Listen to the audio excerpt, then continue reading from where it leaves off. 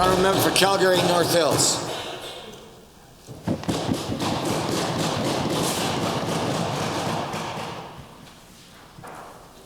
Thank you, Mr. Speaker. It's a privilege and honor to rise here today to deliver to you and the other members of this 29th Legislative Assembly my maiden speech as a member from Calgary Northern Hills.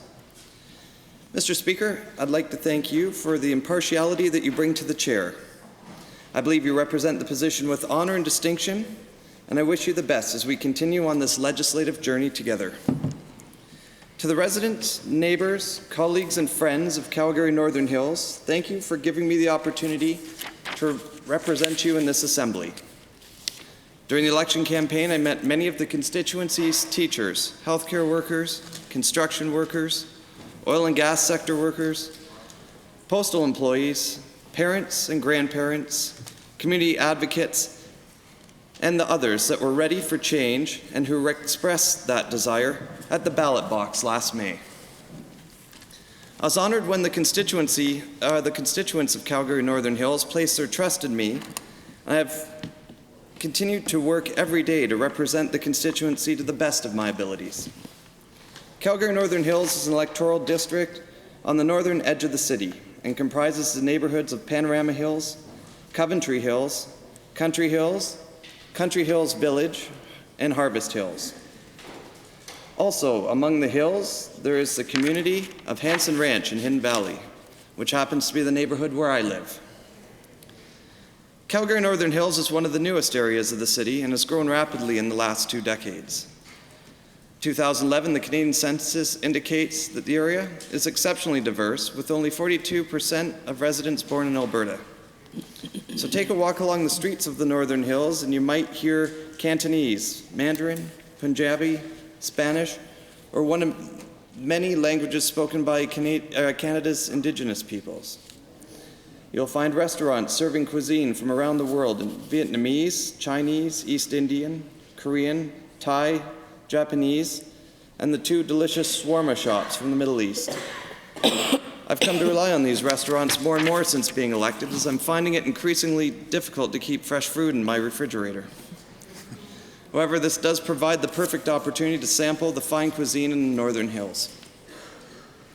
Like many of my constituents in Calgary Northern Hills, I came from a different region of the country to make Alberta my home, moving here for the unparalleled opportunities Alberta has to offer when it comes to employment, lifestyle, and outdoor recreation.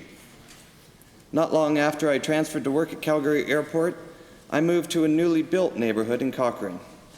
Shortfalls in service to newer neighborhoods motivated me to get involved in local politics.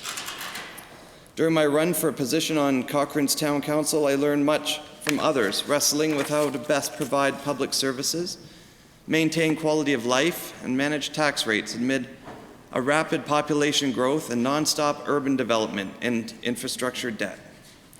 In the 2012 provincial election, as the NDP candidate in the riding of Banff-Cochrane, I was able to speak to the issues of the day and gain experience with which to serve the community in the years that followed. As my friend and member for Banff-Cochrane can likely attest to today. One aspect of greatest concern to rural residents was land use planning, particularly in the Ghost Valley, where the community has always advocated strongly for watershed health, wildlife habitat, and wetland protection. I know that honourable member is a strong advocate for these issues as well, and I'm glad to work with him in the House on these issues, and particularly relevant to our community as we are downstream from these resources and watersheds. In 2014, my Cochrane neighbours and I founded a community association to advocate for the path systems, road networks, and neighbourhood safety. We attempted to hold land developers responsible for fulfilling their commitments when building communities. This experience taught me that neighbourhoods must be good for people who live in them, not just for those that build them. Ideally, ways can be found to create win-win solutions for everybody, but good planning and follow-through is required. Eventually, I moved to Calgary Northern Hills to be closer to my place of employment and airline colleagues. Shortly after the provincial election was announced, for the spring of 2015, and I again put my name forward as the NDP candidate. Between door knocking and meeting with those active in the Northern Hills Community Association, one of the biggest in the city, I learned of the community's priorities. At the door and at the community forums, residents repeatedly told me that the area lacked school facilities, even though 15 years earlier a public high school had been promised, with land already designated by the city for that purpose. Yet school children continue to endure long bus rides to other high schools in distant neighborhoods. As a result, youth find it a challenge to participate in extracurricular activities with their school peers, potentially leading to feelings of social isolation. While it has been a long time concern, I was encouraged to see that the Calgary Board of Education has recently designated North Central High School for year one of its most recent 3-year capital plan, 2017 to 2020, for capital priorities of new school construction. In the constituency of Calgary Northern Hills, empty grass fields mark our infrastructure debt, legacy of a previous government's neglect. With our government's commitment to invest in our provincial capital plan, these empty fields now give me hope. One particular grassy field is designated for a North Calgary Health Centre. A decade of inaction means that over 50,000 residents travel to other neighborhoods for health care, often to community clinics, sometimes in emergency rooms at Peter Lougheed Centre and at the Foothills Medical Centre. A significant number of residents from Northern Calgary report traveling to Airdrie Regional Health Centre for their health care needs as well. The residents of Calgary Northern Hills would be better served by a community health centre on a designated site in the Northern Hills. Such a health centre would take the pressure off facilities in the city and allow the system to run much more economically and provide needed care in a timely manner. Calgary Northern Hills is playing catch-up after 2 decades of rapid growth and shortfalls in capital investment. Fortunately, the community possesses a wealth of talented and engaged community members focused on bringing health, transportation, and educational services to the community. Those who volunteer with the Northern Hills Community Association and the Hidden Valley Community Association demonstrate dedicated hard work and time commitment that is nothing short of inspiring.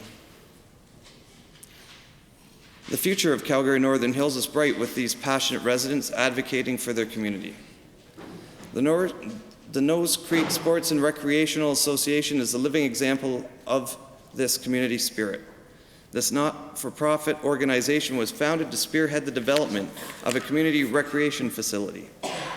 The organization has since evolved into a self-sustaining charity, Vivo for Healthier Generations, whose mandate is to help individuals and families in North Central Calgary live their best, healthiest lives, and are committed to pioneering solutions to get all Calgarians more physically active. The employees play ambassadors and volunteers to operate the organization have made it the hub for our diverse community in Calgary Northern Hills, hosting events such as Vivo Culture Fest and making space available to other organizations who in turn host different events such as Chinese New Year Riddle Guessing Festival and an event called One Nation, which is a meet and greet to increase understanding of the Muslim culture, food, and traditions. During the Calgary Stampede as MLA for Calgary Northern Hills, I carry on the tradition of partnering with Vivo to host one of the biggest Stampede breakfasts in the city, feeding over 2,000 people while providing entertainment, bouncy castles, and fun for all. I'm grateful to the many Calgary Northern Hills residents who have worked so hard to establish and maintain our community's recreational facilities and after-school programs, language courses, and seniors programming in the Northern Hills. As MLA, I'll continue to work with these outstanding community members to advocate for more schools, much-needed community health center, and the construction of the LRT Green Line, which will connect our communities to the core of the city. Mr. Speaker, I'd now like to take a moment to respond to the speech from the throne. I believe it lays out a bold vision for the province as we begin the second session of the 29th legislature. The throne speech references to income security, diversification, and job creation indicates that the government will take meaningful action to address concerns voiced by my constituents. The throne speech promises to invest $34 billion into our provincial capital plan in order to build the roads, transit, schools, and other facilities we need to support quality of life of a growing population. Not only could these capital projects address many of the infrastructure shortfalls in Calgary Northern Hills, they will promote job creation and economic diversification. Just as many Albertans, my constituents are struggling with job losses and underemployment. It is reassuring to hear that the speech from the throne, that our government will vigorously urge the new federal government to reconsider federal employment insurance rules that exclude too many Albertans from benefits. A successful outcome would provide much-needed relief to residents of Calgary Northern Hills and the many other Albertans affected by the downturn in the oil and gas sector. Mr. Speaker, I'd like to conclude by taking a moment to mention a political role model from my youth, someone who inspires me to join the New Democrats. During trying economic times, the people of Saskatchewan elected an NDP government. The words of Premier Roy Romano's 1991 victory speech made deep impressions on me. He said then, "It would take a lot of hard work, a lot of tough decisions, and a little bit of luck, but I'm confident that we, the people of Saskatchewan, can do it. We shall do it. We shall overcome our obstacles and rebuild."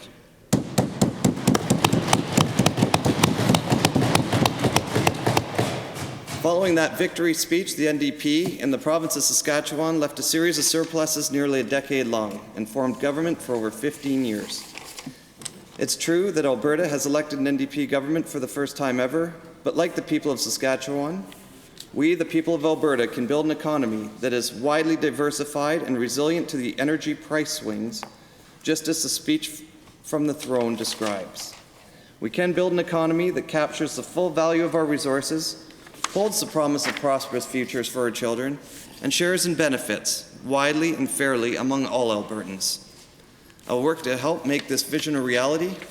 Thank you, Mr. Speaker, for the time to speak.